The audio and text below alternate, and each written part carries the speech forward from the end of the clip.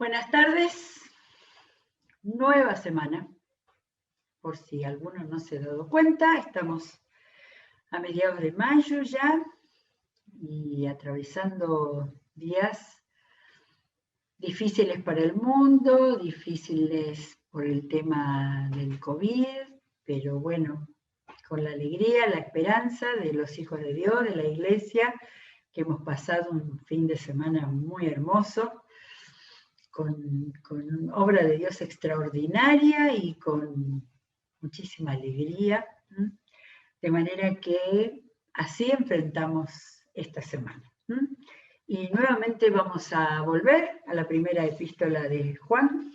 Creo que en 2 veces más la podemos terminar, porque como corresponde, no la estamos leyendo así rápidamente, sin pensar, sino estamos deteniéndonos y lo más posible sacándole el jugo espiritual para que podamos entender, volver a la lectura, para poder tomar toda la enseñanza de este apóstol, el que había estado tan cerca de Jesús, que había entendido tan bien sus enseñanzas, que estaba aún muy grande, dirigiendo, pastoreando varias iglesias del Asia Menor y que tenía muy claro qué era lo que tenía que enseñar.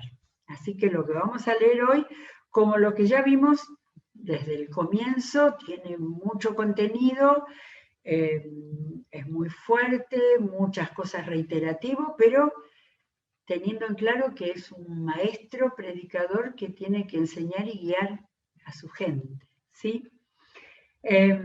Hoy llegamos al capítulo 3, versículo 11, pero como siempre vuelvo atrás y bueno, ¿de qué vinimos? Y aparte fue hace 3 días. Tomé 5 puntos de lo que decía Juan en capítulo 3 del 1 al 10. Primero, así como un gran letrero luminoso, por el amor del Padre, somos hijos de Dios. ¿Se acuerdan? Fíjense qué gran amor nos ha dado el Padre que se nos llame hijos de Dios, ¿sí? Ahora, cuando uno toma una presentación así y la pone, digamos, en un cierto orden para su claridad, es, por el amor del Padre, somos hijos de Dios. Segundo, una de las afirmaciones en las cuales Juan mira hacia el futuro y dice, seremos semejantes a Jesús cuando Él venga. Porque está hablando tanto de lo terrenal, de los falsos profetas y de la lucha por permanecer. Pero esta afirmación, para sacarla del pasaje o para marcarla, seremos semejantes a Jesús cuando Él venga. La tercera, acá baja otra vez a la tierra y baja los problemas de los cristianos. Y entonces nos dice que el que permanece en Cristo no practica el pecado, ¿no? Y ya hablamos de que no es que sea perfecto, inmarcesible, pero no vive en el pecado, no vive pecando. En cambio, el número 4 es que el que practica el pecado es del diablo. Y acá vuelve a aparecer el diablo que lo habíamos tenido antes. Y en esa misma idea, la gran afirmación de este capítulo, el Hijo de Dios fue enviado para destruir las obras del diablo. En todo sentido, ¿no? Las obras del diablo tratando de tentar al creyente para que deje de permanecer en Jesús, o tratando de arruinar todas las cosas del mundo por medio de los seres humanos, pero todas las cosas que la humanidad está haciendo. Ejemplo, estropear la naturaleza que Dios hizo perfecta, ¿no? Para dar un ejemplo que eso lo digo yo, no lo dijo Juan. Y el punto 5 de este repaso de los primeros versículos del capítulo 3, el Hijo de Dios practica la justicia y ama a su hermano, ¿sí? Entonces, fíjense la cantidad de temas teológicos, doctrinales, de la base sobre la cual los cristianos estamos parados, y ya acá vuelve Juan a hacer sus antinomias, ¿no? El Hijo de Dios y el Hijo del Diablo. Y entonces dice que las características del Hijo de Dios son que practica la justicia y ama a su hermano. Ya varias veces Juan va mechando, y no es mechando como una cosa secundaria y superficial, lo está diciendo siempre como muy importante, el tema de la marca del amor del cristiano. Bueno, y en el versículo 11 vamos a seguir con esa idea. Dice, este es el mensaje que han oído desde el principio, que nos amemos unos a los otros. El principio fue las enseñanzas de Jesús, por supuesto, pero especialmente en los últimos capítulos del Evangelio, que Juan solamente cuenta y que ahí marca esto, que este es el mensaje que se ha oído y él lo da como un mandamiento, ¿no? Porque es un mandamiento. Y pone un ejemplo.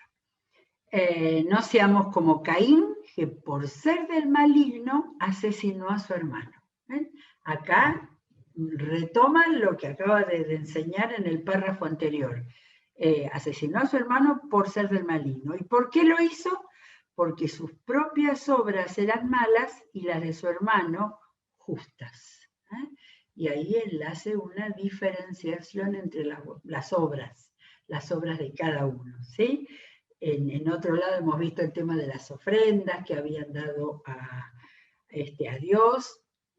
Él lo hace resumidamente, obras buenas y obras malas. En el 14 dice, nosotros sabemos que hemos pasado de la muerte a la vida. ¿Por qué? Porque amamos a nuestros hermanos. El punto de prueba de haber pasado de muerte a vida, o sea, de haber aceptado a Jesucristo como Salvador y haber recibido la vida eterna. ¿Cómo se prueba eso? En que amamos a nuestros hermanos. El que no ama permanece en la muerte. Todo el que odia a su hermano es un asesino, y ustedes saben que en ningún asesino permanece la vida eterna. No es una idea nueva, ¿no? Pero está reafirmando, está ahí tomando todos esos elementos, porque ha hablado el que ha recibido al Señor, el que permanece en el Señor, y entonces acá ya le sube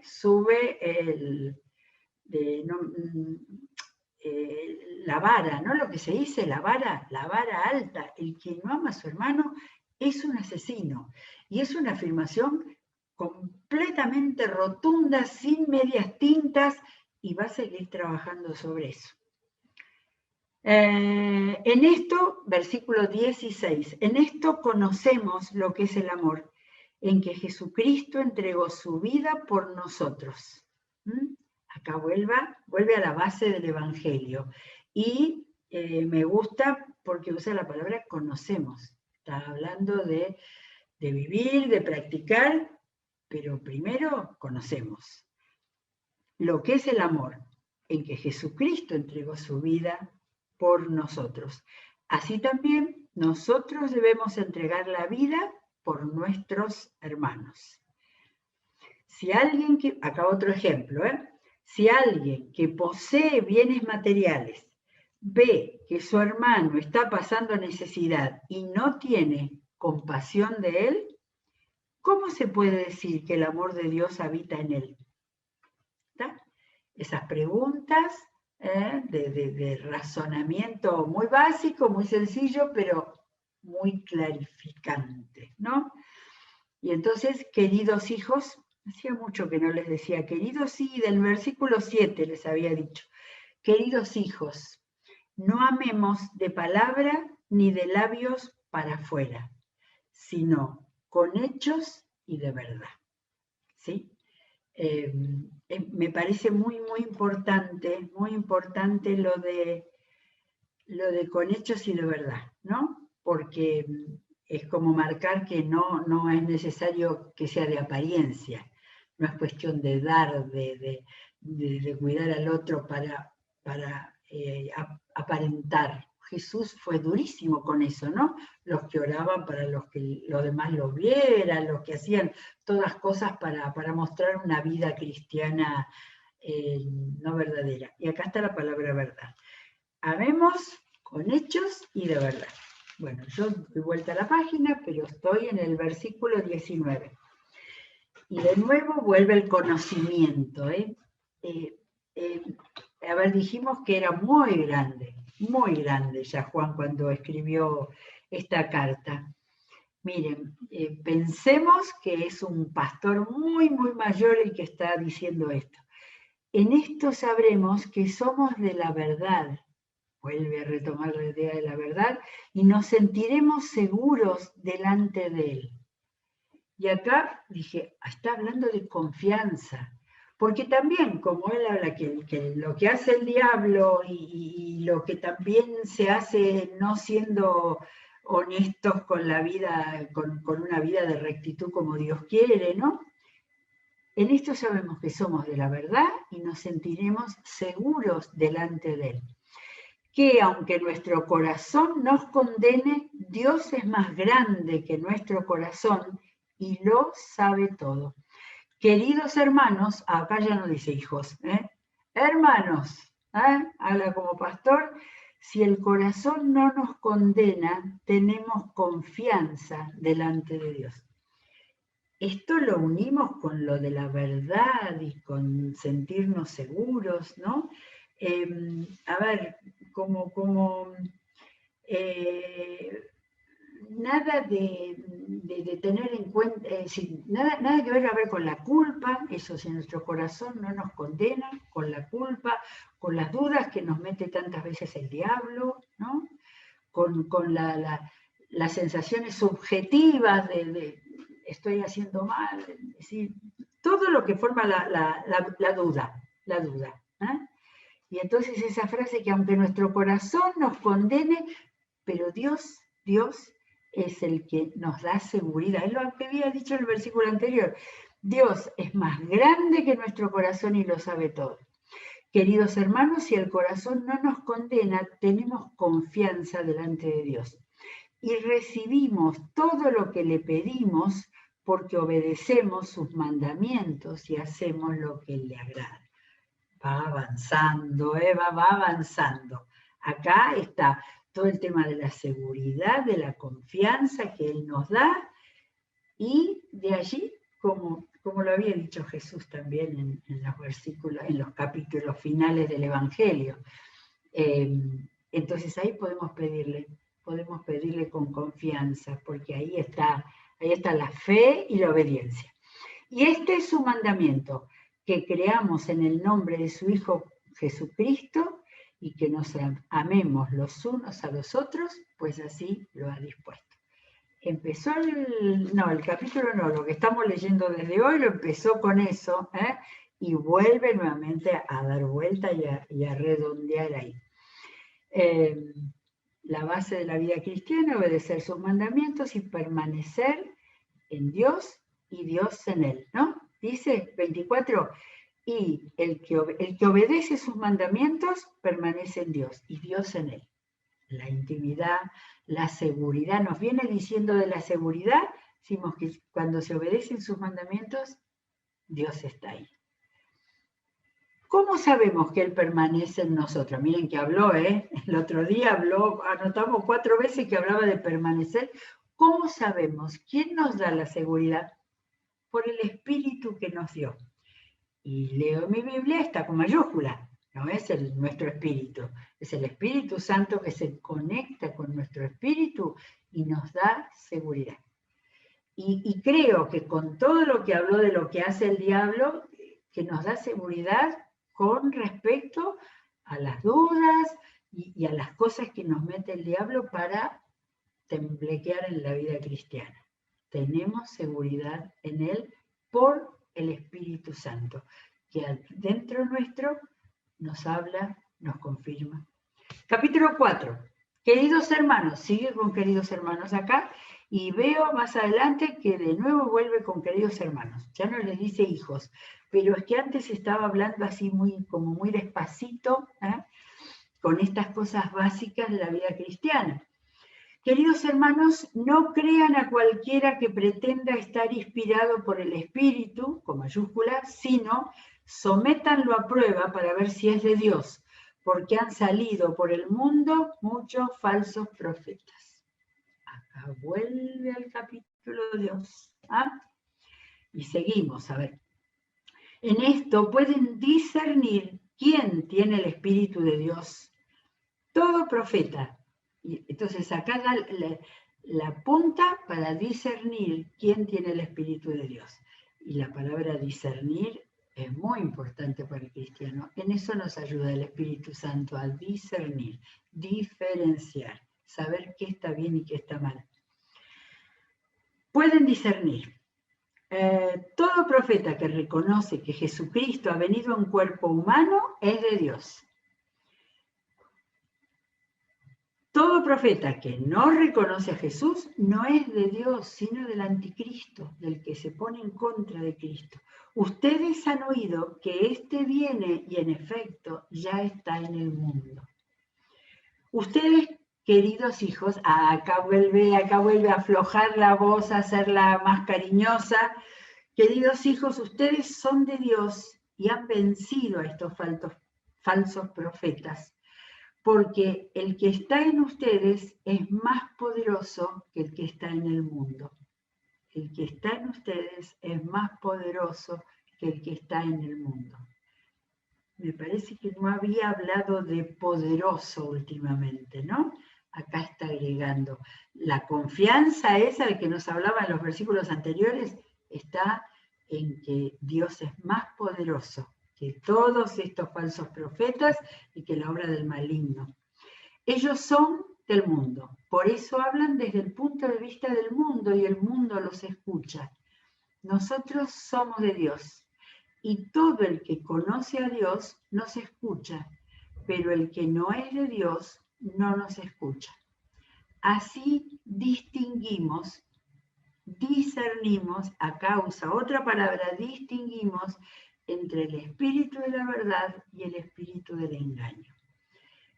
No me acuerdo bien si vuelve pero me da la sensación que sella todo eso que había empezado en el capítulo 2 con respecto a los falsos profetas y al anticristo y a los falsos anticristos y a los anticristos, diciendo que nosotros somos de Dios, todo el que conoce a Dios nos escucha, pero el que no es de Dios no nos escucha.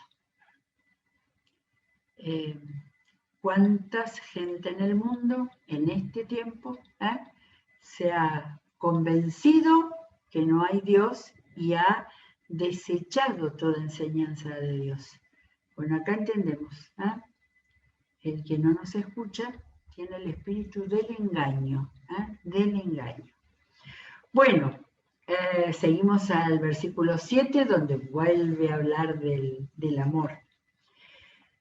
Queridos hermanos, amémonos los unos a los otros, porque el amor viene de Dios y todo el que ama ha nacido de Él y lo conoce. Ya está trabajando, está como el que está amasando y da una vuelta y vuelve. El amor, el tener amor, tiene que ver con el conocimiento de Dios y tiene que ver con la permanencia de la cual habló tanto el Señor adentro nuestro, por el Espíritu Santo, y es el que nos va a permitir amar.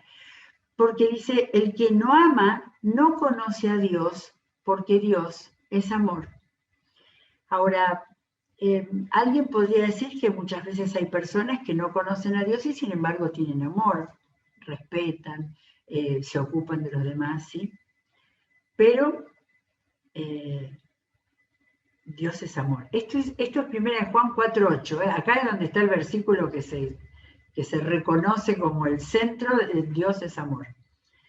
Es distinto el amor que da Dios, a un cristiano, porque además ese amor no está basado en, digamos, sensibilidad hacia el prójimo, que es buenísimo, interés por el otro, pero dice, En el 9, así manifestó Dios su amor entre nosotros. El amor que tiene un cristiano es porque ha recibido la manifestación del amor de Dios entre nosotros. ¿Y cómo se manifestó su amor? En que envió a su Hijo unigénito al mundo para que muera, no. Él ahora dice, para que vivamos por medio de él. Porque acá está hablando de vida cristiana, acá está hablando de la práctica del amor de Dios. Y entonces, ¿cómo es que la máxima manifestación de Dios es que envió a su Hijo unigénito al mundo para que vivamos por medio de él? En esto consiste el amor, no en que nosotros hayamos amado a Dios, sino en que Él nos amó y envió a su Hijo para que fuera ofrecido como sacrificio por el perdón de nuestros pecados. Acá hay una clarísima palabra de lo que es evangelio, ¿no? De lo que es la doctrina básica del evangelio. El amor consiste no en que nosotros hayamos amado a Dios primero, sino que Él nos amó y envió a su Hijo para que fuera ofrecido como sacrificio por el perdón de nuestros pecados. Y acá vuelve con queridos hermanos, vuelve otra vez más en el mismo párrafo, queridos hermanos, ya que Dios nos ha amado así, entonces también nosotros debemos amarnos los unos a los otros. Y vuelve otra vez a darnos la justificación, pero la explicación más clara. Nadie ha visto jamás a Dios, pero si nos amamos los unos a los otros, Dios permanece en nosotros, nuevamente la misma frase, Dios permanece en nosotros y entre nosotros, unos a otros, su amor se ha manifestado plenamente. Yo creo que no tengo más tiempo para tomar otro párrafo, y casi lo podríamos dejar acá, porque no, falta todavía. No, está muy bien, falta entonces. Vamos al 13. Y vuelve a hacer una pregunta. Yo creo que lo ha explicado tan claramente, pero vuelve a hacer las preguntas como a su audiencia, y su audiencia es un grupo que tiene a una persona que recibió la carta y se las lee a todos en voz alta, ¿sí? No es lo mismo la lectura que uno hace, ¿no? Que va pensando, lectura de la carta en voz alta, y no había fotocopiadora para que saquen copias para cada uno, ¿sí? De manera que quizás por eso es tan didáctico, tan de maestro. ¿Cómo sabemos que permanecemos en Él y que Él permanece en nosotros? Esto ya lo dijo, pero creo que Juan sintió que era necesario volver a decirlo, porque nos ha dado de su espíritu. Por eso sabemos. Y también lo que había dicho anteriormente, que tenía que ver lo de someter a prueba y lo de discernir y lo de distinguir, también por el Espíritu Santo que Él nos ha dado. Y nosotros hemos visto y declaramos que el Padre envió a su Hijo para ser el Salvador del mundo. Y acá volví a marcar, yo no lo tenía marcado, otra mención de la Trinidad. ¿Se acuerdan? Hace muchísimos programas buscamos, creo que 12 o 13 había en ese momento, citas que encontramos leyendo que hablaba de las 3 personas de la Trinidad. Y esta yo no la tenía anotada, de manera que acá está. Él nos ha dado de su espíritu y nosotros hemos visto y declaramos que el Padre envió a su Hijo para ser el Salvador del mundo. Así que acá tenemos al Padre que envió al Salvador y su Espíritu es el que nos enseña, nos discierne. Bien, si alguien reconoce que Jesús es el Hijo de Dios, Dios permanece en él y él en Dios. Y nosotros hemos llegado a saber y creer que Dios nos ama. De manera que acá vamos dando la vuelta, pero vamos, quizás a esta altura ya podemos decir que nos damos cuenta del estado de esas iglesias. Con estos falsos profetas que habían venido a decir que Jesús era un espíritu y que no había venido en carne y que no era Dios, debía haber mucha confusión en los cristianos. Por eso el gran apóstol, maestro, estaba llevándolos a avanzar en un paso de conocimiento y le daba otra vuelta para volver a tratar el tema y les ayudaba el discernimiento, incluso de los propios sentimientos. Porque cuando decía, ¿cómo sabemos? Por el Espíritu que nos ha dado. Y cuando decía que sabemos que somos de la verdad y nos sentiremos seguros delante de Él, 3:19, seguía reforzando seguridad, ¿sí? Y nosotros hemos llegado a saber y creer que Dios nos ama. De nuevo, 4:16, Dios es amor. El que permanece en amor, permanece en Dios y Dios en él. Ese amor se manifiesta plenamente entre nosotros para que en el día del juicio comparezcamos con toda confianza. Porque en este mundo hemos vivido como vivió Jesús. Esto es para charlarlo, ¿no?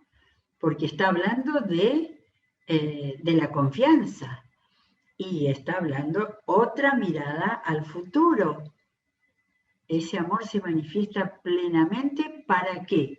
Para que en el día del juicio comparezcamos con toda confianza.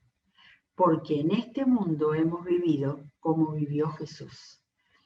Y aparentemente está hablando en fidelidad, en obediencia al Padre, aún pagando el precio que tuvo que pagar Jesús por nuestra redención, por nuestra salvación. Pero es la segunda mirada que hemos encontrado en la carta, de mirar cuando vayamos a comparecer. Qué linda esa palabra. En el día del juicio vamos a comparecer delante del Señor con toda confianza. Muy bien, vamos a dejar entonces acá en el 17, ¿sí? 4:17. Y estamos justos para terminar el 4, para ver el capítulo 5, que es el último de esta preciosa carta, tan rica, para subrayar muchas de las cosas que dice, otros los que usan cuaderno para escribir y para tener toda esta enseñanza que da base a nuestra vida cristiana y que diferencia los hijos de Dios, los hijos del maligno, los que siguen al Señor, los que viven con las ideas y con los pensamientos del mundo. Bueno, cerramos la Biblia. Gracias a Dios por esta palabra preciosa. Tenemos hoy una tarde como para seguir sin perder ninguno de los programas y terminaremos con Odres esta noche, de manera que volveremos a abrir la Biblia mañana, si Dios quiere. Será hasta mañana.